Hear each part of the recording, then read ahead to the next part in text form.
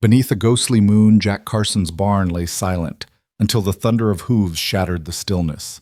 200 Comanche warriors emerged from the shadows, their painted faces and leveled weapons cutting through the night like living steel. Jack's breath caught in his chest as he stood framed in the doorway, every muscle coiled for survival. In that electrifying moment, he realized this was more than a raid, it was a reckoning. 24 hours earlier, Jack Carson rose before dawn, the sky just a bruise of fading stars. He swung open the cabin door, the cold air biting at his face as he breathed in the promise of a new day.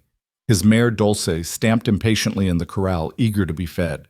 Jack moved through his morning ritual with practiced ease, filling the feed trough, checking saddle straps, then grabbing his tools and heading toward the creek to repair a broken fence post. The grasses beside the water still glistened with dew when Jack knelt hammer in hand, replacing a splintered rail. He hummed an old folk tune under his breath, mind drifting to thoughts of breakfast stew and fresh coffee warming on the stove. The crack of wood on wood echoed through the hush, a solitary sound in a world that felt paused between night and sunrise, until a shape at the edge of his vision caught his eye. Jack's straightened heart ticking up a notch. He set the hammer aside and reached for his lariat muscles, tensing as he scanned the dark silhouette stumbling toward the trough. At first glance, he thought it a lost traveler, or worse, a scout testing his boundaries. But as she crawled closer, he realized it was neither. A little girl, no older than 8, her dress a tattered remnant of traditional Comanche beadwork, her feet bare and smeared with mud. Each step wavered as though her will to move outweighed her waning strength. "Hey there, Jack," called softly, dropping the rope until his hands lay open at his sides. His voice carried across the water, steady and non-threatening. "You lost." The girl faltered, her dark hair plastered to her forehead with sweat and grit. She froze mid-stride, large eyes widening as she looked up at him. Jack noted the hollow hollows beneath her cheekbones, the way her ribs showed through thin, sun-bleached skin. Hunger had driven her here, and her trembling hands reached instinctively toward her stomach, then toward the creek. "Water," she whispered in Comanche, the syllables tumbling out in a soft rush. Jack understood the meaning, if not the words. He knelt by the trough, cupping water in his palms, and held it out. Hesitant, she knelt and drank, the sound of her thirst rumbling like a distant drum. "Easy now," Jack murmured. "Take it slow." He watched her torn between caution and compassion. Every rancher in these parts would have raised a rifle at the first sign of a stray native on their land. Stories of raids, counter-raids, and blood debts were woven into the wind itself. But as he met her gaze, a mixture of fear-relief and something fiercer, something stubborn, he felt a knot of resolve tighten in his chest. The girl straightened, water dripping from her chin. She gestured again, pointing to her belly, then to him, hunger in her eyes. Jack swallowed hard. He looked at the broken fence post behind him, the creek beyond, and then at the sun just beginning to lift over the horizon, burning the last of the night's chill. He could turn and leave, pretend not to see her, but the look in her eyes matched something he carried inside, a memory of loss of days when he'd been forced to watch good people go hungry because there just wasn't enough to share. "All right," he said, voice low. "Come on." She hesitated for a heartbeat, then allowed him to lift her into his arms. She was lighter than he expected, as though her body had forgotten its own weight. Jack sucked in a breath at the realization she might not last long without food. He patted her back gently. "Easy, little one. I've got you." As Jack carried her back toward the barn, she draped an arm around his neck, her eyes squeezed shut against newfound hope and perhaps fear that the kindness would end before it truly began. He brushed a strand of hair from her forehead. "You're safe now," he assured her, more for himself than for her. The weight of her small body felt like both gift and burden. He glanced at the horizon where the sky was turning pink and wondered how far from her people she'd wandered. Inside the barn-turned cabin, Jack lit a lantern and set her gently on the only chair. He moved with quiet urgency, scooping the last of his venison stew into a tin bowl and tearing chunks from a loaf of bread still warm. The aroma curled through the room, and he watched for the moment she'd rise to his offering. The girl opened her eyes, hollow but bright, and inhaled sharply at the scent. She reached for the bowl, hands trembling so violently he nearly spilled the stew. Jack steadied it in front of her. "Here you go," he said, voice thick. "Eat slow." She ate greedily. cheeks hollowing and then filling as the stew soothed the ache in her belly. Each bite seemed a revelation, his kitchen floor strewn with crumbs and spilled broth painting a trail from the chair to the stove. He knelt beside her, watching gratitude and fear war in her gaze. "Where did you come from?" he tried again, gently probing. She shook her head, throat dry. Then in broken English she managed storm, lost, no home. Jack felt a pang in his chest. Storms were deadly out here, stripping landmarks, turning plains into mazes of chaos. "All right," he said softly. "You were lost in a storm. We'll figure this out." She looked at him, eyes shining with unshed tears. Jack nodded as if that gesture alone could promise safety. He fetched his only blanket, wrapping it around her trembling shoulders. She leaned against him, head lolling as exhaustion overtook hunger. Jack straightened and closed his eyes for a moment, breathing in the momentary calm. He had no idea what tomorrow would bring, no clue how he'd explain harboring a Comanche child, but in that gentle morning glow, he knew he'd do whatever it took to keep her alive. The world beyond these cabin walls might be unforgiving, but here in the hush after the storm he had chosen mercy over fear, and that choice would set everything in motion. Jack hesitated at the water's edge, the toddler's gaunt frame cradled awkwardly in his arms. He could feel the weight of every rancher's warning pressing on him. Don't trust the Comanche, they'd said. They'll slit your throat for a stray calf. But as her tiny fists clenched at his shirt, her knuckles white with hunger, Jack's resolve hardened. He pressed a thumb against the beating crest of her wrist and said softly, "Come on, sweetheart. Let's get you someplace warm." The sun had crept higher now, melting the dawn chill into a dusty warmth that gilded the creek's ripple. Jack turned away from the fence post he'd been repairing, boots crunching over dry grass as he retraced his steps toward the barn. She pressed her cheek against his chest, inhaling the leathery scent of saddle soap and sweat. Jack's voice was gentle, almost a whisper. "Don't worry, you're safe with me." A crow cawed overhead, and for a moment Jack half expected a patrol of mounted warriors to thunder through the trees. He scanned the horizon empty, except for the lone silhouette of a scrub oak and the flickering heat haze above the prairie road. Still, every snap of a twig made him flinch. Inside the barn-turned cabin, the morning light slanted through narrow slats, dust motes drifting like ghosts.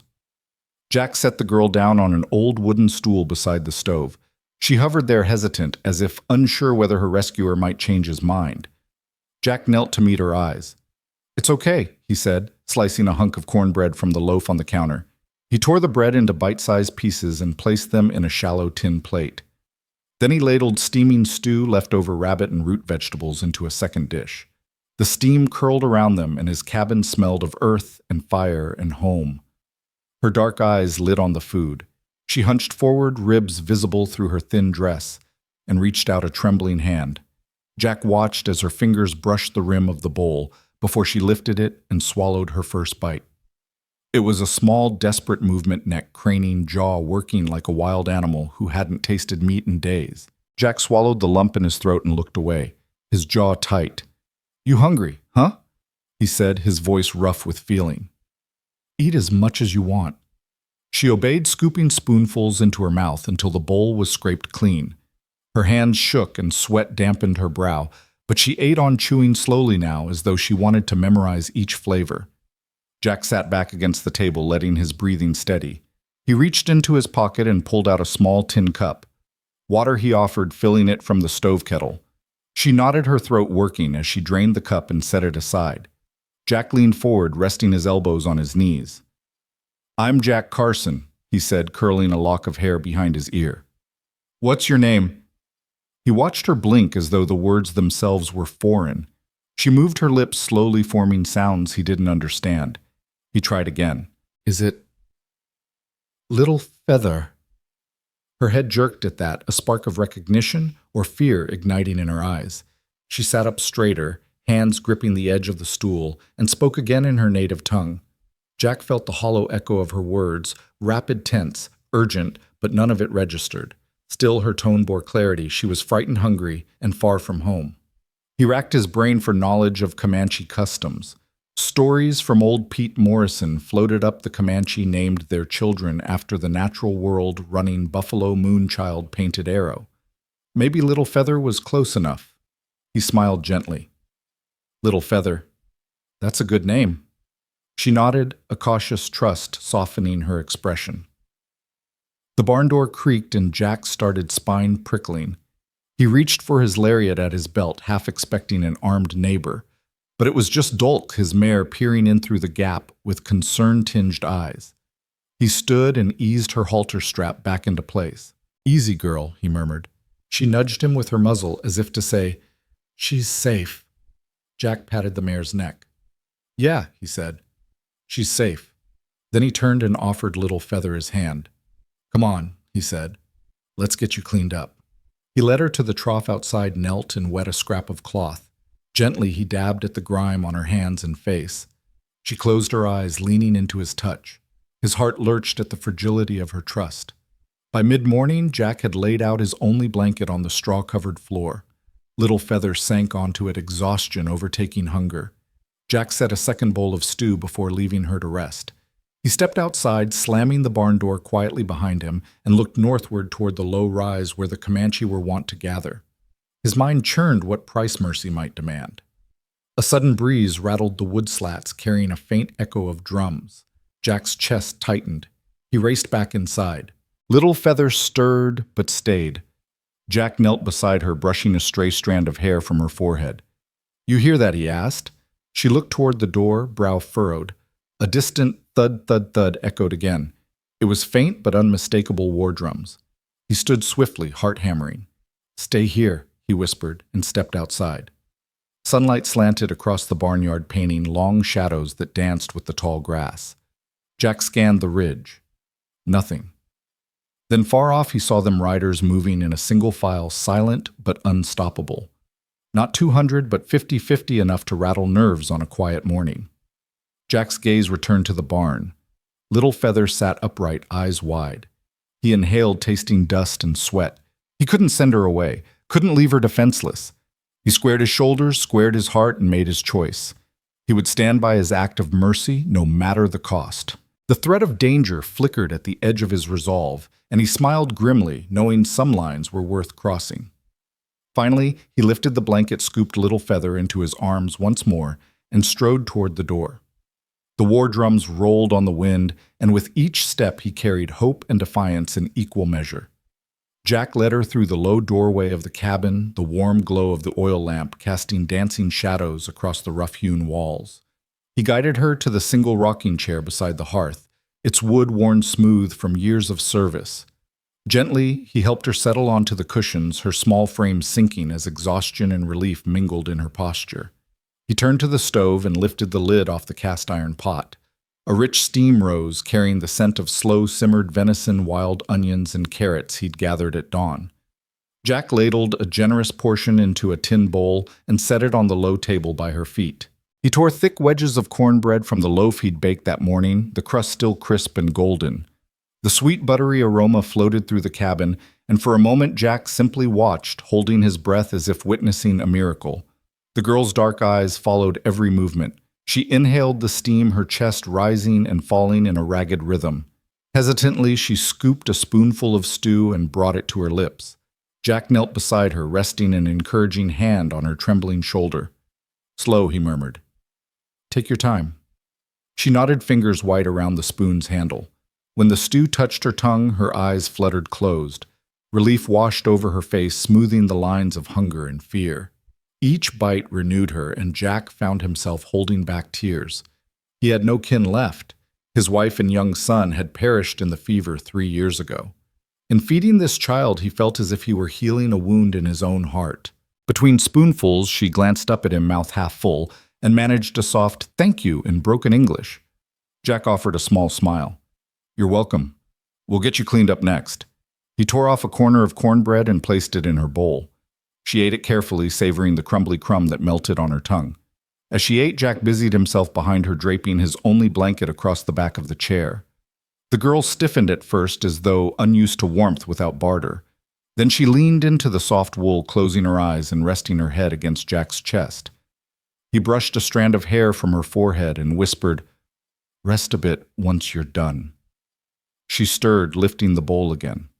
Jack refilled her cup with fresh water from a chipped enamel pitcher, the metal rim warm to his touch. She drank deeply, water trickling down her chin, then wiped her mouth on the sleeve of her tattered dress.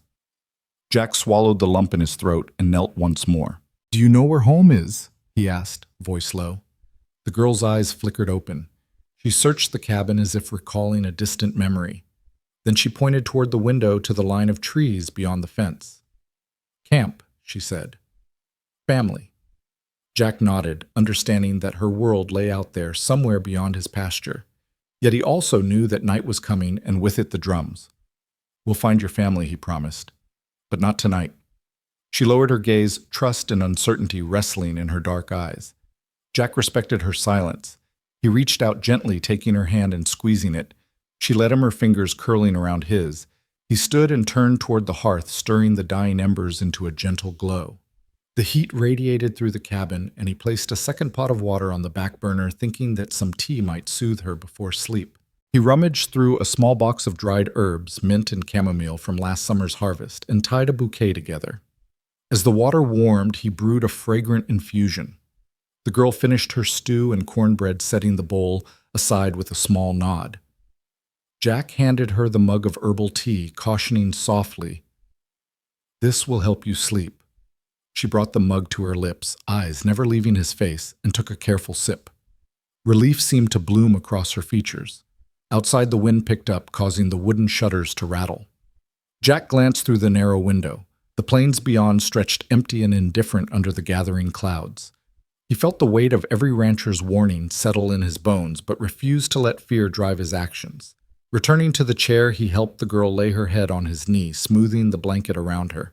She drifted towards sleep, exhaustion, at last overtaking hunger. Jack watched her eyelids flutter shut, the lines of worry softening into childlike calm. Alone by the dim firelight, Jack settled onto the floor beside her. He ran a finger over the beadwork on her necklace, tracing the patterns that marked her as a daughter of Chief Red Eagle.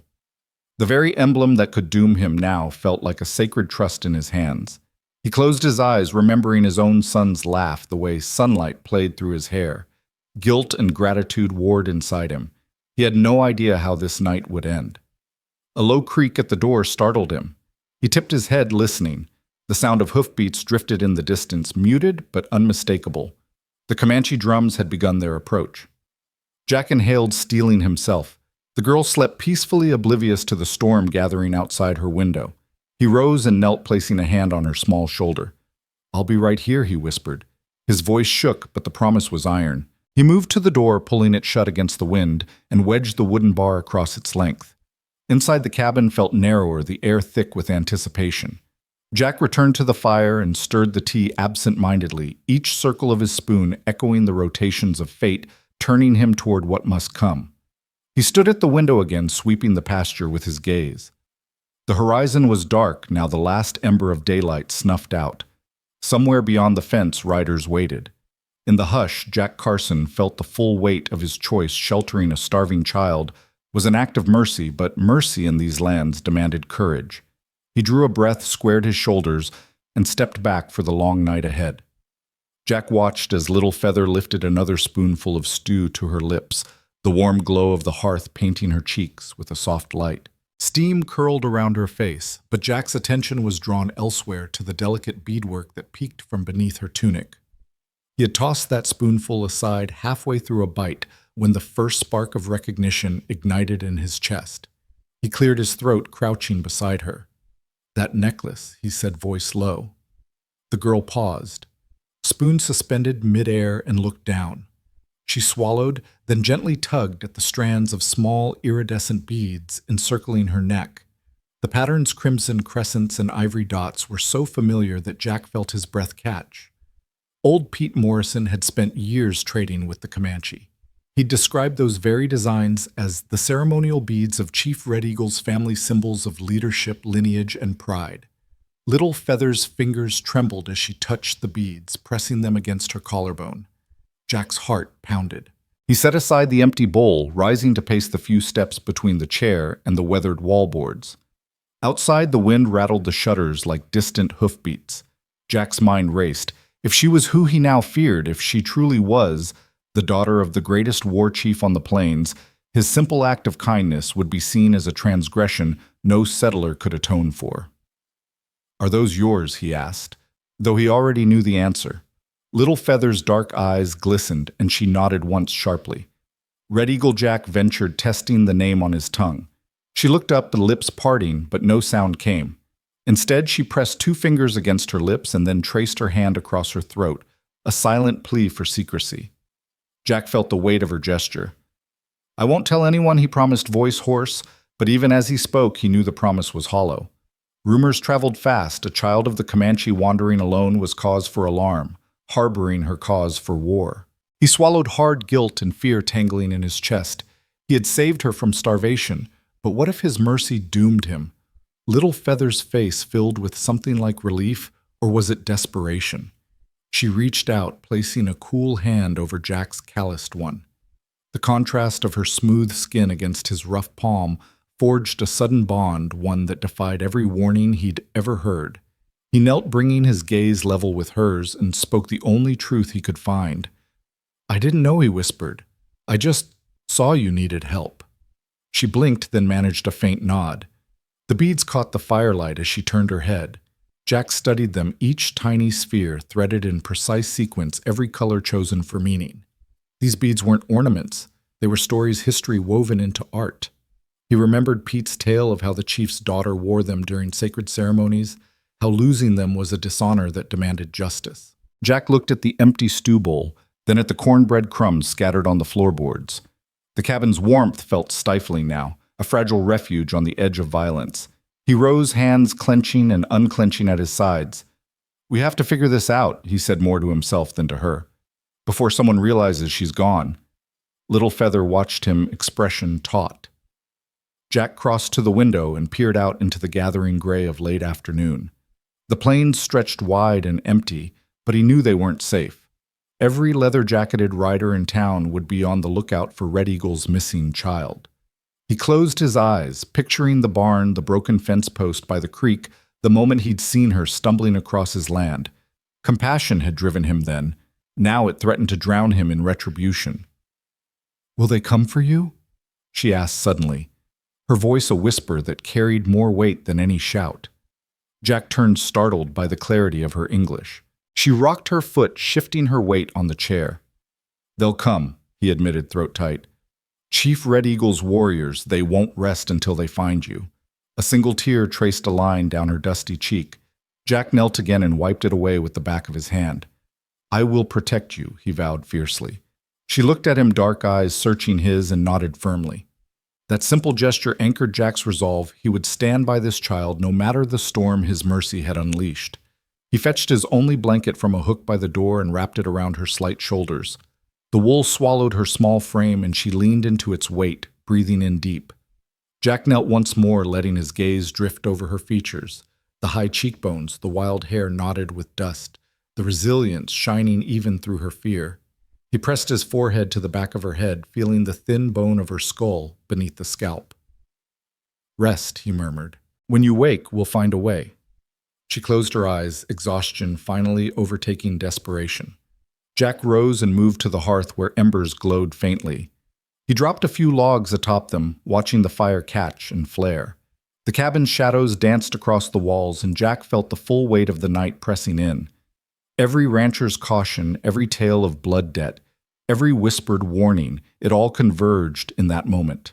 His fate and hers were intertwined, now bound by the beadwork she wore. He fed the fire until it roared, then poured water into the kettle for tea, selecting calming herbs from a small tin sage, for clarity lavender for calm. The kettle hissed steam, rising to blur the edges of the room. Jack carried the tea back to the chair, setting a cup on the table beside the blanket-shrouded figure. She stirred, blinking at the steam, and accepted the mug with both hands, drinking slowly as though bracing for what came next. Jack backed away, hands in his pockets, and watched. The girl's body relaxed with each sip, but her eyes never left the door. Jack's gaze followed hers, and he forced himself to meet her stare. "I won't let them have you," he said, voice steady with conviction. She gave the smallest of smiles, a tremulous curve that spoke of hope, carved from fear. Beyond the door, the prairie wind stirred. Jack reached out and flicked the latch shut, sealing them in. He He placed a board across the threshold, then returned to stand beside the hearth, every sense alert. The beadwork around Little Feather's throat glinted softly, a reminder of the power she carried simply by being who she was. Jack Carson exhaled, bracing himself. Mercy had led him here. Now courage would carry him through whatever came next. Jack woke to the rasp of gravel outside the cabin, the first pale light of dawn seeping through the shutters. He sat up on the crate that served as a bedside seat. Heart thudding had the drums come sooner than he feared. He slid the blanket from Little Feather's shoulders and rose, moving to the door. Before he could unlatch it, it swung inward with a hard shove. Deputy Sam Fulton filled the frame, his badge catching the dim glow of Jack's lantern. Behind him stood Levi Harper, Jack's neighbor, and one of the few men he trusted in these parts. Both wore expressions carved from stone, as if they shouldered the weight of every rancher's fear. "Morning, Jack," Sam said, voice low and tight. He stepped past Jack into the narrow cabin boots clumping against the wooden planks. "Sorry to come so early." Jack closed the door behind them and hooked it with the bar. "What's going on?" he asked, swallowing hard. Levi's jaw worked. He didn't speak for a moment, eyes flicking toward the rocking chair where Little Feather lay huddled under Jack's blanket. She stirred, blinking sleep away, and Levi stiffened. "She's here," Jack said softly, nodding toward the girl. "She's safe." Sam took a slow breath. "Jack, you don't understand how serious this is." He reached into his coat and pulled out a folded piece of paper, creasing the edges as he handed it to Jack. "Read that." Jack unfolded the note by lantern light. It was a dispatch from the town marshal, missing daughter of Chief Red Eagle. Last seen on the northern trading path. Search parties formed. All ranchers urged to report any sighting immediately. He looked up at Sam, chest tight. "He vanished 3 days ago," he said, voice hoarse. 3 days, Sam repeated. "Means they've had time to circle the area question, every settler follow any trail." He ran a hand through his hat, eyes dark. "Jack, word is 200 warriors are gathering under the stars tonight. They think she's been taken." Jack's stomach flipped. "Taken by who?" Levi stepped forward. "By you, Jack. Or by someone on your land." "They don't know.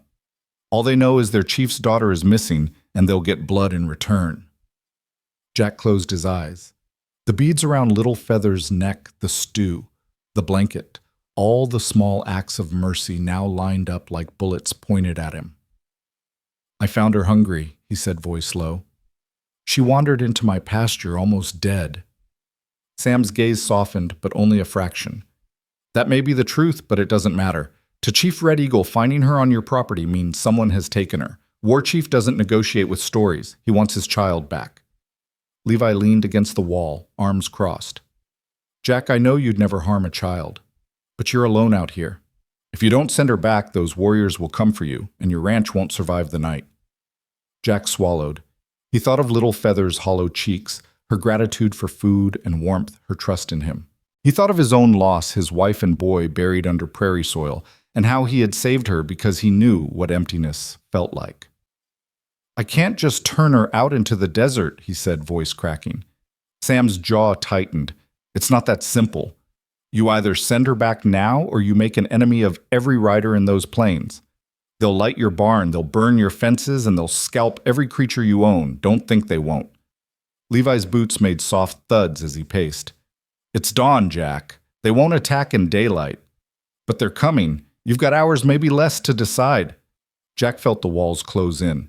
He stepped into the cabin's center, running a hand through his hair. "And if I protect her?" he asked, voice low. "If I refuse," Sam exchanged a look with Levi. "Then I'll have to enforce the law," he said quietly. "And that law is peace through order. If a war party rides in and meets you with arrows, I'll have to arrest you for inciting violence."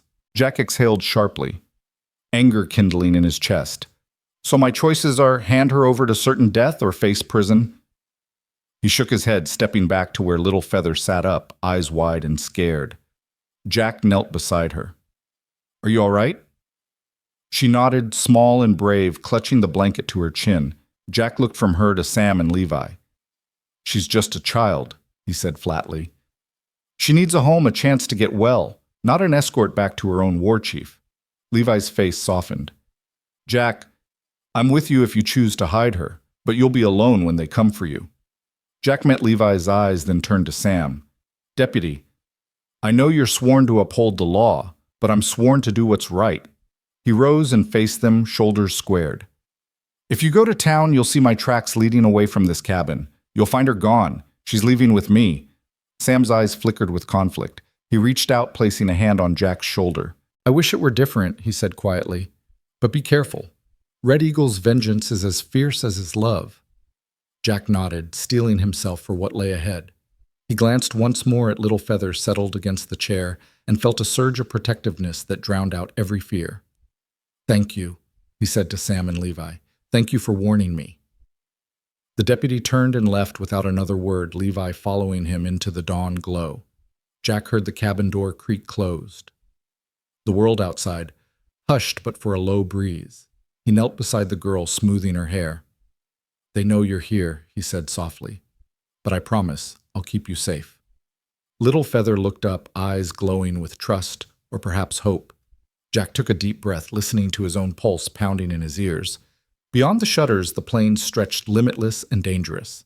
He rose, hands clenched into fists, and looked toward where the sun would break the horizon. In the fragile light of dawn, Jack Carson knew he stood at the crossroads of mercy and war, and that whatever choice he made would echo across these silent fields. Jack closed the shutters one by one, the heavy oak slats thudding into place with a finality that echoed in the tense air.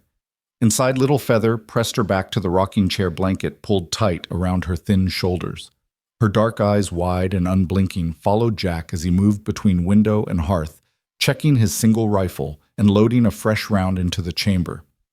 Outside, the last light of day slipped beneath the horizon, and with it came the first beat of distant drums, a low, resonant thump that vibrated through the ground and into Jack's boots. He froze, mid-motion, finger resting on the trigger guard. The rhythm was deliberate thump, thump, thump. Not a scouting party's wary patrol, but a war march's relentless advance. He crouched beside Little Feather Voice, barely more than a breath. Do you hear that? She nodded, lips pressed together so tightly they had gone pale. Jack offered a half smile, though his heart hammered in his chest like a trestle drum. They're close, he said, running a hand through his tangled hair. Closer than I'd thought. Little Feather wrapped her small fingers around his forearm. The warmth of her grip was a fragile tether to hope. Jack drew in a steadying breath, crouching to meet her gaze. We'll be all right, he said, but the words trembled on his tongue. She swallowed, blinking once, and Jack believed she understood not just his reassurance, but the gravity behind it. He rose, moving to the door and placing his ear against the wood.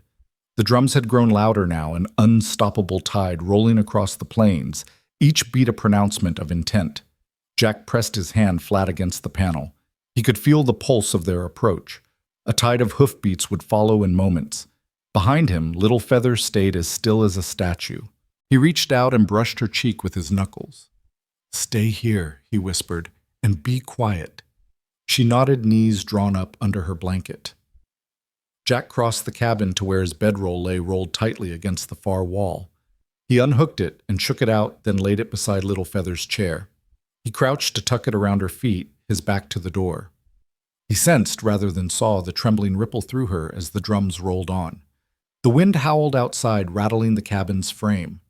Jack seized a lantern from a nail, lit its wick, and set it on the table, its oil lantern a small beacon against the gathering dark. The flickering flame cast giant, jittering shadows that seemed alive, pushing at the precise silence he had tried to build. He drew a deep breath, turning back to her. His eyes found hers, unmoving, unwavering. They won't break in, he said firmly. I'll make sure of that. He reached into his coat pocket and pulled out a small tin of peppered jerky and a water skin. Here, he said, handing her the water first, then tearing strips of jerky. You eat now. You'll need your strength. She took the offering with careful hands, eating a piece of jerky as though she were tethering herself to life. Jack watched chest tight as she chewed and swallowed. Then he snuffed the lantern, leaving only the faint glow of embers in the hearth. Darkness reclaimed the cabin, but Little Feather had a sliver of light in her hands. Jack peeked through a crack between the shutters. Beyond the silhouette of the barn, he could just make out dark shapes, hundreds of riders halting at the edge of his property. Their horses stood silent, nostrils flared as the warriors beat their drums in unison. Each pulse of sound rolled into the cabin like a warning the Comanche were here. He closed his eyes, breathing deliberately, and recalled the warmth of the stew, the softness of the blanket, the resilience in her gaze. All that separated them from certain violence was a single door and a promise he'd made. A sudden gust rattled the roof beams, and the drums paused. Jack heard the whisper of hoofs across hard ground. He crouched low and scooped Little Feather into his arms. She stirred, blinking awake, but let him hold her, trusting him as though her life depended on it, because it did. He crept toward the back wall where a small window was set high above the ground. He slid it open an inch enough to slip through, but not enough for a full-grown warrior. He leaned close, voice hushed. "I'm taking you out the back," he said. "We'll circle around to the truck." She pressed her cheek against his chest, nodding slowly. Jack eased the window wider and crawled through her trailing limp small against his back. The night air hit him like ice. He clutched her tight. Together they dropped into a patch of tall grass, the drums resuming in a sudden roar that shook his bones. Jack crept toward the old Ford truck, parked beneath a lone cottonwood. He felt the wind carry a chorus of low voices, words of threat and accusation in Comanche, and beneath them the inexorable beat of war drums. He scanned the shadows, heart racing. The truck's engine sat silent, tired, its paint chipped by years of sun. He set Little Feather on her feet, brushing hay from her dress. Her eyes flashed with determination. "Stay close," he told her, pulling open the passenger door. She slipped inside without protest. Jack climbed in after her, closing the door as quietly as he could. He slid the truck's rusted key into the ignition and turned. The engine sputtered, then caught with a reluctant roar. Outside the cab windows, the drums thundered like the roar of a gathering beast. Jack eased the truck forward, humming a low counter-rhythm in his mind. Little Feather pressed her forehead to the glass eyes wide as the first Comanche riders emerged into the moonlight, weapons glinting at their sides. Jack didn't look back. He shifted gears and rolled onto the dirt path leading away from the cabin lantern glow fading in his rearview mirror. He kept the engine low tires crunching softly over stones. Behind him, the war drums receded just enough to let him hear his own heartbeat. Little Feather leaned into him, arms wrapped around his waist. Jack reached across, squeezing her hand.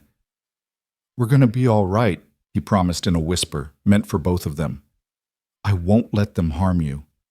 She lifted her head and met his gaze in the rearview mirror, trust shining in her dark eyes. In that shared moment, the drumbeat of danger behind them became the rhythm of their resolve, a promise that mercy could outrun vengeance, if only they held to it. Jack paused at the threshold, the night air cool on his face, and raised his hands above his head. Little Feather huddled at his side, clutching the edge of his jacket with one trembling hand. Beyond them, 200 Comanche warriors sat motionless atop their horses, in a perfect semicircle war paint gleaming like fire in the lantern light. Every bow was drawn. Every arrow was nocked. The only sound was the panting of horses and the low murmur of voices carried on the breeze. A single torch blazed at the center of the circle, and from its glow stepped a figure taller and broader than the rest, Chief Red Eagle himself. His silver-streaked hair fell over shoulders that had carried the weight of countless battles. He raised one hand and the murmur stilled to an expectant hush. "White man," the chief's voice rang out clear and unflinching. "You have taken what belongs to us. Return the child or die where you stand." Jack's heart thundered in his chest. He could feel the arrows against his own back like the very promise of a firing line. Yet he forced himself to remain steady.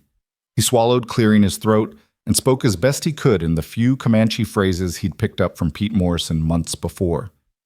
"She came to me starving," Jack said, voice hoarse but firm. He shifted slightly so that Little Feather, clad now in his own woolen blanket, could press closer against him.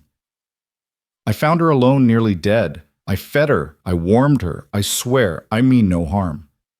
The children's translator, Broken Arrow. His lance tipped with hawk feathers rolled forward, voice like gravel. "Then why does she wear the beads of Chief Red Eagle's family? Why was she found on your land under your roof instead of among her people?" Jack looked down at Little Feather's necklace, the intricate beads glowing faintly. He met the chief's gaze again. "I did not know who she was until after I fed her. Look," he said, lowering his hand slowly and reaching into his coat pocket. He withdrew the scrap of her ceremonial dress, caught on his fence post the very proof he'd saved. Holding it aloft, he said in English, unsure if the chief would understand, "This cloth is hers. I found it, thought it lost and kept it safe. I meant only to help." A murmur rippled through the circle. The chief's dark eyes narrowed as Broken Arrow spoke the words of Jack's explanation to the elders around him.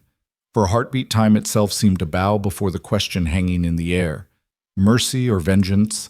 Jack swallowed again, feeling every arrow point as a verdict in waiting. He steadied himself against the urge to tremble and directed his next words to Little Feather, hoping her presence might sway hardened hearts. "She is a child," he said softer now. "A child who knows fear. A child who needs kindness. If you take her back, you will find her weak, and you will lose honor, turning her away. But if you let me care for her, I will prove my oath is true." Chief Red Eagle's gaze flicked to Little Feather, who lifted her chin bravely despite her exhaustion. She met her father's eyes' silent plea in her own. The chief's lips pressed into a thin line and he lifted his hand again. With one slow, deliberate motion, he lowered it, then raised it to the side. At that signal, every warrior's bowstring twanged as if released by a conductor's baton. 200 arrows lowered in unison, the shafts aimed not at Jack, but at the ground between him and the circle. The rumble of that collective action was like thunder paused on the brink. Jack felt the tremor beneath his boots and let out a breath he didn't realize he'd been holding. Broken Arrow advanced lance in hand, stopping inches from Jack's boot. He glared down, lips moving in rapid Comanche, then paused and nodded toward the girl. Jack thought he heard a single word. Mercy. The chief stepped forward from among his warriors and dismounted the crack of his boot heels on the dirt, sounding impossibly loud. He approached Jack and lifted his hand, tracing a line of dirt across Jack's forearm. The gesture Jack understood was a test. Does this man embrace the soil of his land, even under threat? Jack spared no hesitation. He pressed his palm into the earth and raised it again, meeting the chief's eyes.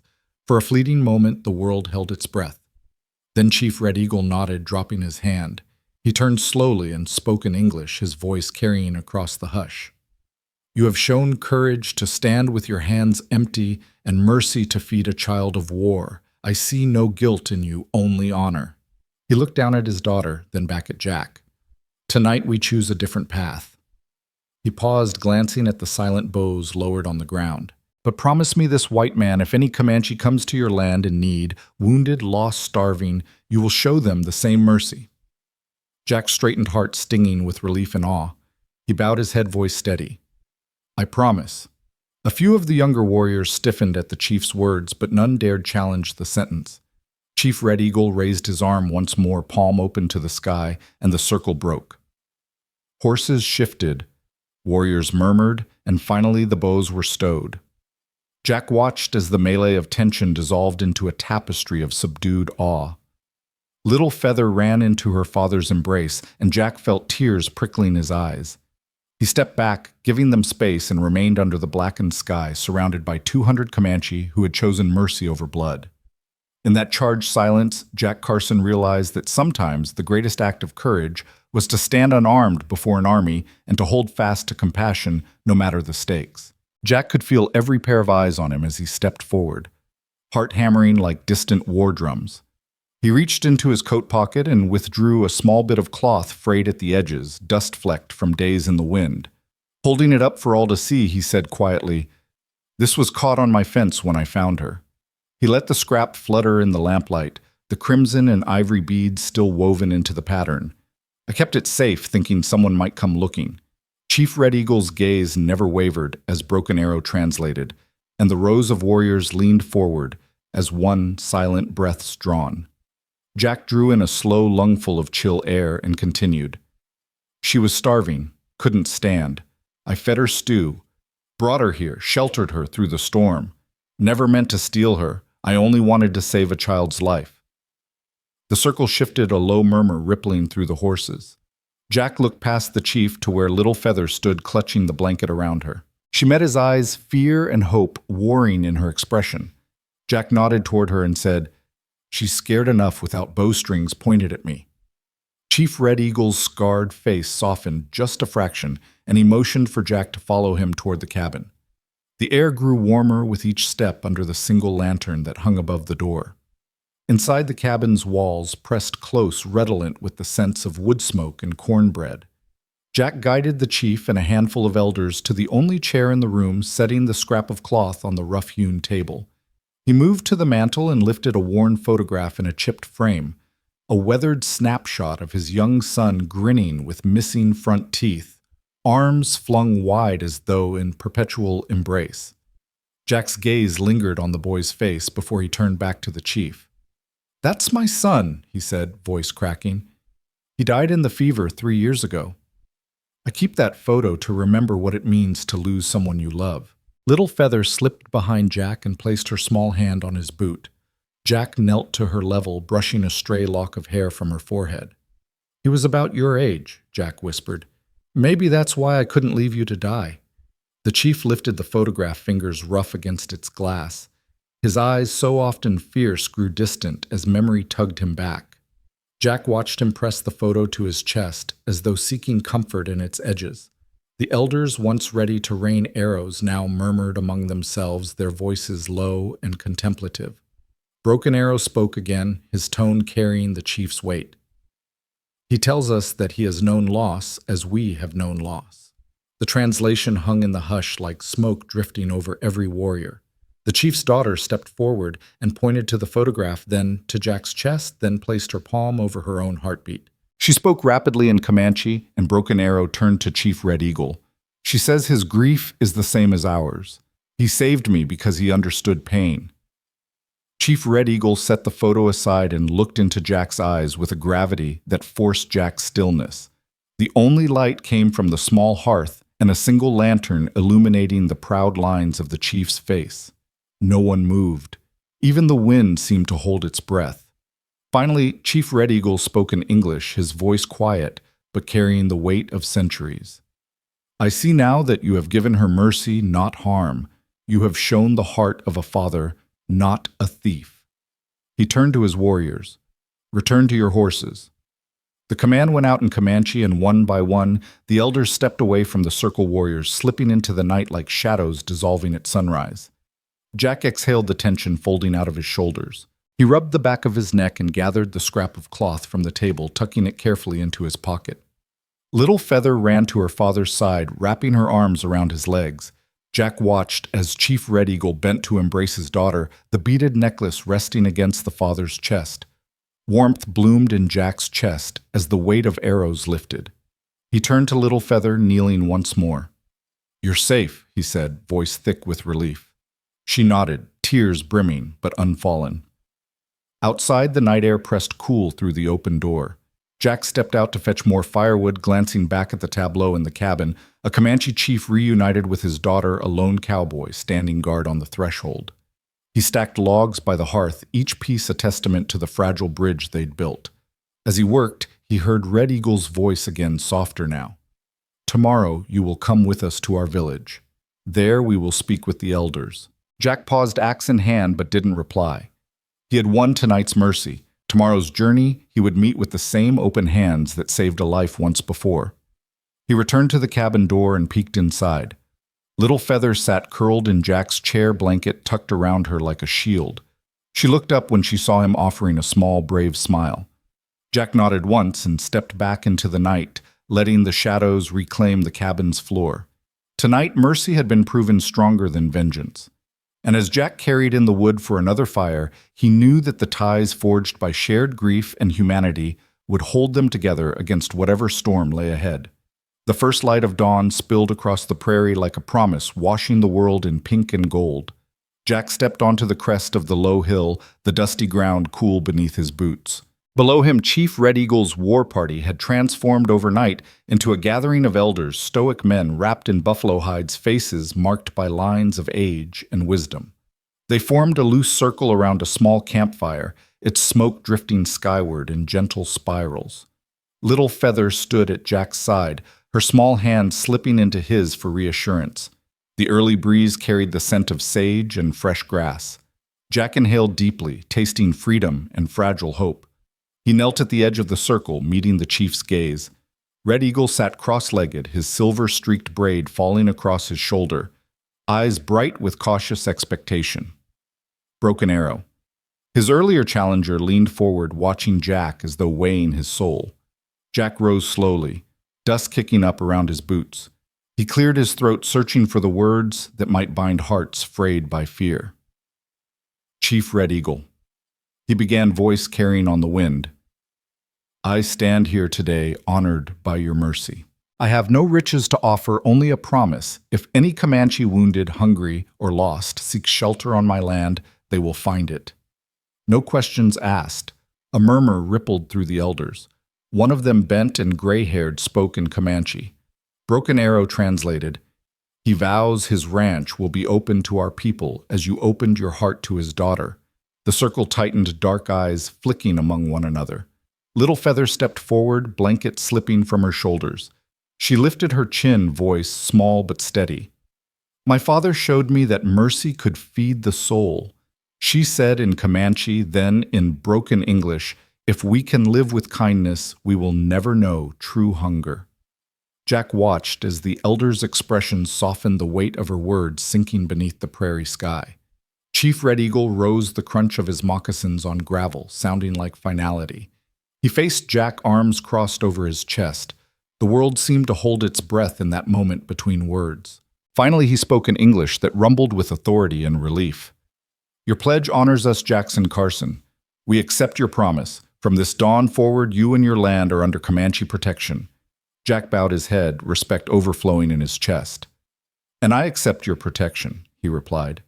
He glanced at Little Feather, whose dark eyes sparkled with relief. She echoed his words softly. And I accept.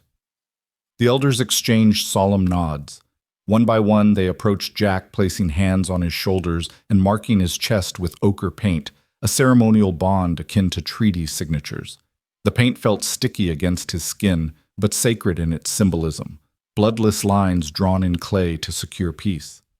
As the sun climbed higher, the final rites were performed. Chief Red Eagle retrieved a small pouch of buffalo ribs and offered a bone to Jack, a gesture of shared strength and life. Jack pressed it to his forehead, then handed it to Little Feather, who did the same. The bond was sealed. A light chorus of Comanche songs rose around them, melodies woven from earth and sky. Jack closed his eyes, letting the music fill him until the last refrain faded. When he opened them, he saw settlers gathering at the edge of his ranch, Levi Harper, among them rifle slung over his shoulder, and Deputy Fulton standing stiffly with hands at his belt. They watched in awe as two worlds met beneath the dawn. Jack stepped forward and called to them, voice warm despite the morning chill.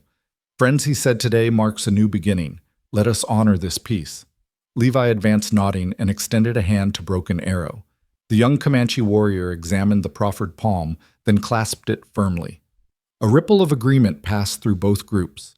Hands rose, guns were holstered, and settlers moved in to greet other elders, offering coffee and tobacco pouches as tokens of goodwill.